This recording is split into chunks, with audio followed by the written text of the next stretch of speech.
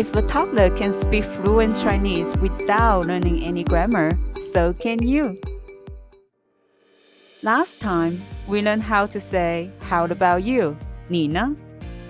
In this lesson, we're going to learn how to say me too in Chinese. Well, guess what?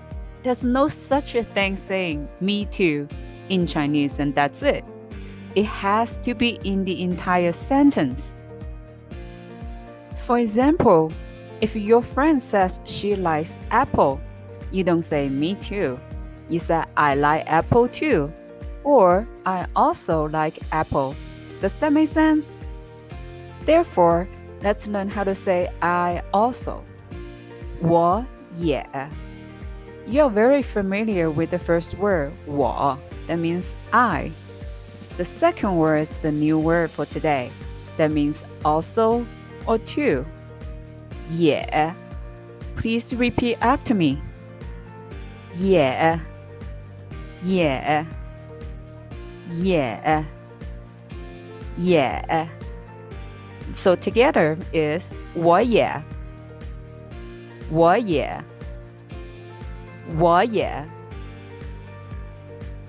Through today's practice, you can better understand how to use me too in Chinese. Did you sleep well? Yes, I did. How about you? Me too.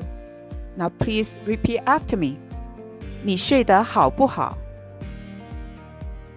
我睡得好，你呢？我也睡得好。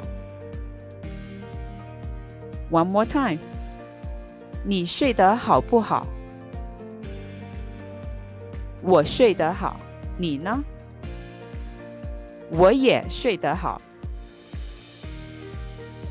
In this second practice, we're going to learn how to say me too when someone says they didn't sleep well.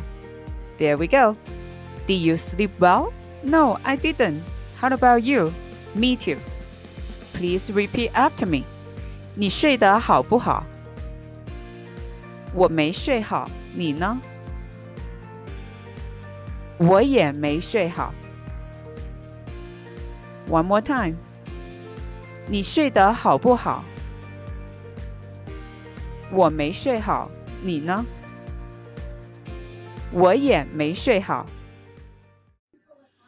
I hope these two opposite scenarios have helped you to better understand how to use me too in Chinese. Don't forget to practice after class. Next time, we're going to learn how to say, I had a nightmare in Chinese. Please give me a thumb up and share this video. Don't forget to subscribe if you haven't done so. Thank you for your support. I'll see you next time.